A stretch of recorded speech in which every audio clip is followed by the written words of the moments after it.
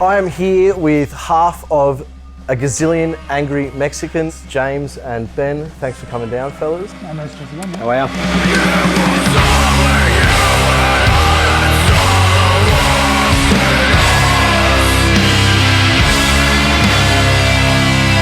Just going to have a chat with them about their upcoming UK tour, throw a couple questions at them, and at the end we're going to have our shit prize quiz, which I think will be enjoyable for all parties involved. I have to ask, fellas, a gazillion angry Mexicans. It's a very unique name. How did it come about? Where did it start? Jim and I had been arguing, is one way to put it, over band names when we first started for months and months and months at this point. And one evening I was quite stoned, just milling around the kitchen, and TV was on in the background. I have no idea what it was, and just sort of clocked something off in the distance, and that was kind of it, really. Oh, so you heard that on the TV? Yeah, someone mentioned the Gazillion Angry Mexicans, and I thought, oh, that's cool. So we don't even have context for... Not particularly. Well, No. that, you just... Man, that's... I like that. Just tooling around the kitchen and was like, Hey, how about I think this I got one? it. Yeah, When you nice. hear something rad, you just hear it. You just hear it.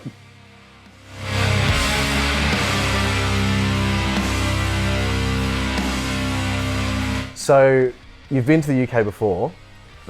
How would you say that the kind of crowds or venues vibe differs over there compared to playing in Melbourne? Or are we quite similar to our brothers across the pond? Going over there, you're pretty exotic. So I think there's always that extra bit of care given. They were just super excited to see us, super excited to be, especially the places we played. We tried to play some more sort of club shows outside of the festivals we played.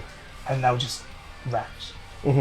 Yeah, a lot of gratitude, you know, for going all that way. Oh, that's and awesome. whatnot, and especially even the little towns and whatnot as well. They were, you know, over the moon that this band from Australia came all the way out to wherever, and you know, there's always a lot of love in the room, which is really nice. I don't know, I was kind of expecting that it was going to be more rowdy or something like that, because you think of like the laddie movies or whatever, but you know, like you... I think we would have the loudest. from that year or something like that.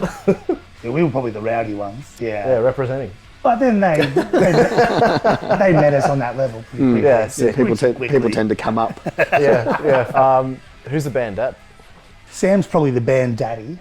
The very band, different. sweet. Yeah. Big distinction there. There is. Is he the one that pulls everyone else into line, or is he just always a little bit... I think he's always ready and willing to help a situation that we find ourselves in. Right. Yeah, to bring some discipline or de-escalation. Oh, for both, for the good or the detriment of a good time. Yes. Well, you know, you've got to have someone who's focused on, you know, keeping things real, I guess. Otherwise, it's just debauchery. How did a Gazillion Angry Mexicans start? As you said, there was a few months prior to reaching that name, but how did you guys all kind of come together and start making music? Well, Dan and I, we went to high school together, and we started a band just out of high school, which went on for a couple of years, and then that just slowly disintegrated, but we wanted to try and keep it going, and wasn't really sort of going anywhere. But Dan went to uni with Jim, and then Jim got involved, and then we've had a slew of sort of drummers in between. But after we kind of gave up on trying to rekindle what we had with that old band, we started going down our own direction from there. So did the music change when you had that direction shift? There was a little bit from the start, but when we first started this band, the trajectory that we were headed on as far as creatively was considerably different to where we are now. There was much more of even an indie vibe and psych in the very early days. Miss Manton were pretty heavy. So it was a bit of a leap from that into what we started then doing. But as we've progressed, as Mexicans has progressed, it's progressively gotten heavier and whatnot along the way.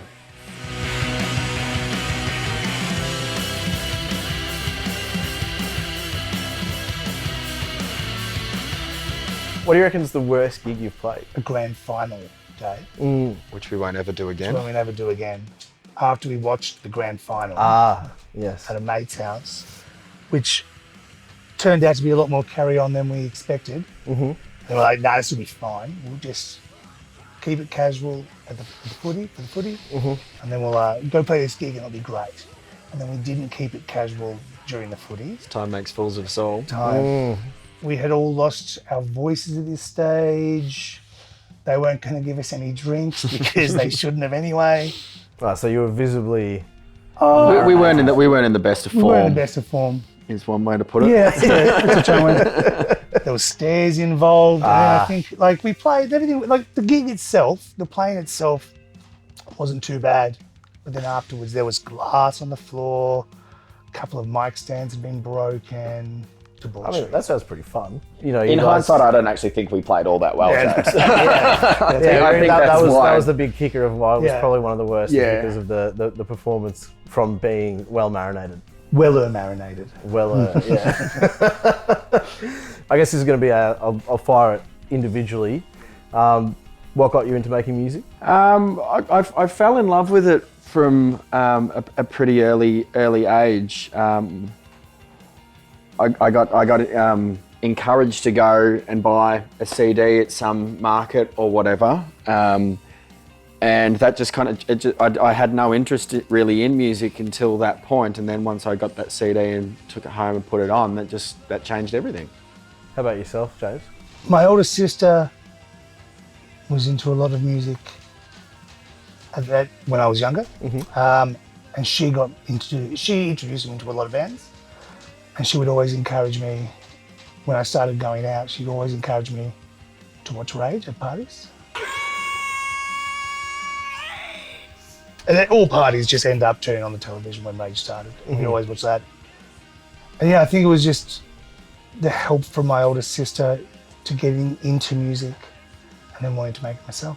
Did you guys always know kind of what the instruments were going to be and how you guys were going to go about it, or there was a bit of trial and error there? No, I think I gravitated towards bass generally because of the style of music I was listening to.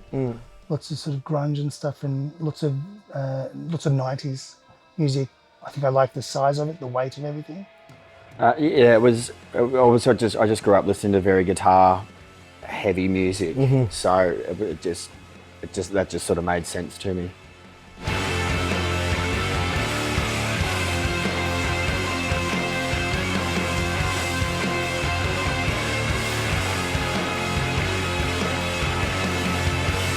If you guys weren't playing music, you would know what you'd be doing instead.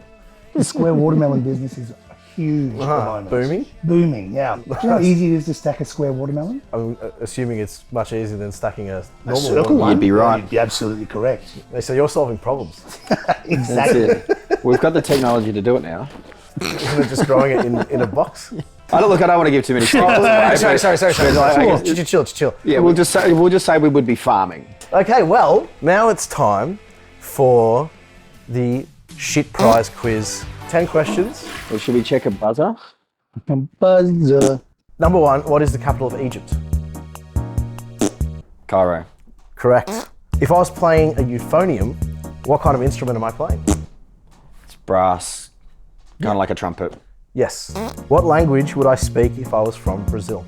Buzz. What? Spanish. Portuguese. Correct. I was going to say Brazilian. Are pumpkins a fruit or a vegetable? Ooh. Buzz? Vegetable. No. Really? Yeah. Why? I think it's anything with seeds is a fruit. Bananas have seeds. It's a fruit. Yeah. You wouldn't want to put that in a fruit salad though, would you? That's the difference between wisdom and intelligence. That's it. There we go. This one might be a bit tough, but what does it mean if I defenestrate someone? Buzz? To remove their fenestrates? I wish it was that. No, you can give it a crack? No idea. It means to throw someone out of a window. Ooh. I like that. That is good. Yeah, you can keep that one, chuck it in your pocket Defenestrate. for the next time you throw someone through a window. You defenestrated me. Yeah. Again. Defenestrated. What is the rarest M&M colour? Is it brown? It is brown. Wowee. There are only 2 monotremes in the animal kingdom, and they are the platypus and the what?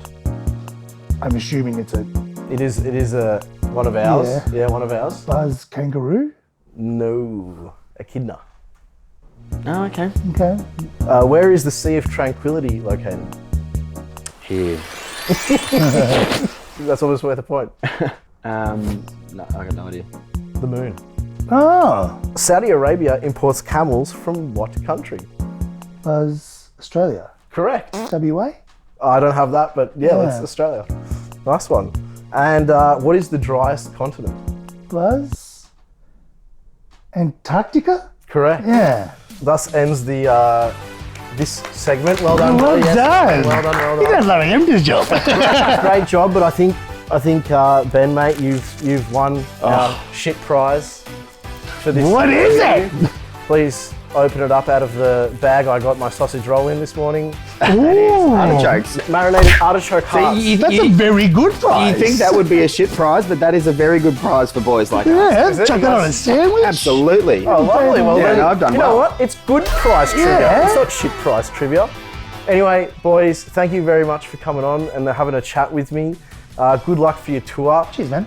Please do check out A Gazillion Angry Mexicans on Spotify, on all the bits where you know you can find them. We'll be chucking links in the description. And for our UK viewers, there'll be also links there so you can check out where they'll be playing and all that jazz.